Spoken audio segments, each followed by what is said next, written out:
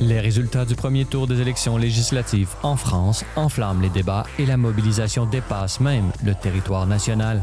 De l'autre côté de l'Atlantique, la communauté française à Montréal, dont la présence remonte à la fondation même de la ville, se mobilise également pour faire entendre sa voix et défendre ses intérêts. Les chiffres varient selon les sources, mais leur nombre serait entre 110 et 200 000 personnes en 2024, une communauté ayant presque doublé en 10 ans. Chose rare dans le monde, les expatriés français bénéficient eux aussi d'une représentation au sein de leur Assemblée nationale. Centre culturel important de la métropole, l'Union française à Montréal permet de mieux comprendre les enjeux politiques qui les affectent. Pour son président, Yan Neesing, cette campagne législative suscite plus de mobilisation qu'à l'accoutumée. Donc partout sur toute la circonscription, c'est le rôle des consulats de chaque pays, de chaque région, d'organiser le vote qui se déroule littéralement de la même façon qu'en France, sauf qu'il va se passer 24 heures avant. Donc on vote en anticipé la journée d'avant de manière à ce que nos résultats comptent et puis qu'on ne connaisse pas l'arrivée des résultats avant de voter. Donc on vote la journée d'avant.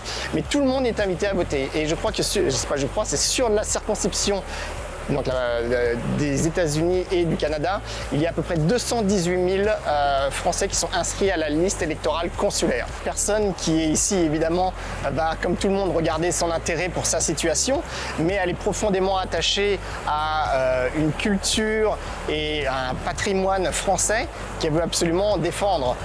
Lorsqu'on est français à l'étranger, on devient ambassadeur de la France. Et lorsqu'on est ambassadeur de la France, on veut forcément mettre en avant la plus belle version de la France qu'on puisse connaître. Et on l'a vu justement sur les chiffres de participation à cette élection. Alors que le Rassemblement national a une occasion historique d'obtenir une majorité absolue au Parlement, l'opposition du centre jusqu'à l'extrême gauche se mobilise pour faire barrage. De l'autre côté de l'Atlantique, les Français expatriés à Montréal restent en alerte, malgré que le RN n'ait pas réussi à s'immiscer au second tour. Le député sortant de Renaissance Ensemble, Roland Lescure, ayant obtenu 38,84 %, fait désormais face à son unique et plus proche rival d'Europe Écologie Les Verts, qui le suit de près avec 36,84 %. Cette course à deux dans la première circonscription des Français à l'étranger, englobant le Canada et les États-Unis, se divise donc entre le centre et l'extrême gauche. Selon Yan Neesing, cette distinction s'expliquerait principalement par la différence culturelle des pays d'accueil. Les Français au Canada votant foncièrement plus à gauche que leurs compatriotes aux États-Unis. Alors c'est très serré. Le résultat du premier tour, donc, ça se joue à pas grand-chose.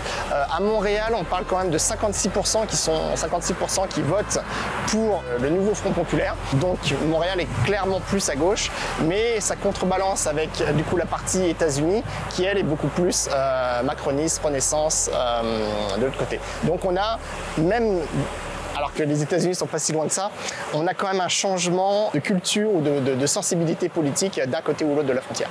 Alors là, la sensibilité politique est liée à beaucoup de choses, qui peut être liée à la région dans laquelle vous venez en France, de votre milieu économique, de votre situation sociale, quel type de visa, avec quel type de visa vous arrivez ici, est-ce qu'il vous reste des biens en France ou pas. Maintenant, il y a des enjeux qui sont internationaux à tous les binationaux, lorsqu'on a deux nationalités, et notamment lorsque le programme du Front populaire veut créer donc des nouvelles taxes sur les personnes qui sont parties de la France, ou lorsqu'on interdit, par exemple pour le Front national, pour le Rassemblement national, certains postes administratifs ou binationaux, il va donc forcément y avoir un impact pour ces gens-là.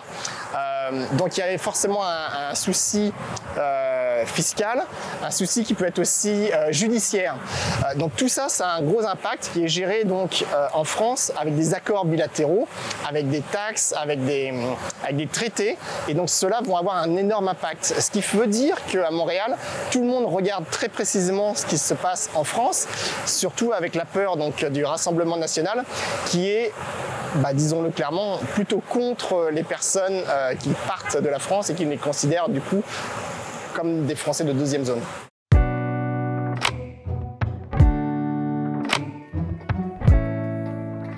première des 11 circonscriptions françaises à l'étranger, le vainqueur représentera ses électeurs expatriés au sein des 577 députés de l'Assemblée nationale française. Loin d'être détachés de la scène politique de leur mère patrie, ces néo-montréalais venus de France restent assez politisés, bien que le rajeunissement de leur population ait quelque peu affecté l'engagement électoral. Ce n'est toutefois pas le cas de Léo, 24 ans, jeune travailleur dans le domaine communautaire. Il ne sent pas que son statut d'expatrié ait changé la qualité de son engagement ou ses opinions politiques. Au niveau des habitudes de vote, j'ai pas nécessairement l'impression qu'elles aient été modifiées. En tout cas, par rapport à mon appétence politique, j'ai pas noté de différence principale. Maintenant, c'est sûr que je peux comprendre qu'en étant imprégné du paysage montréalais et de la culture, et bien que des personnes aient certainement pris des virages ou alors au contraire aient été renforcées dans leur conscience politique.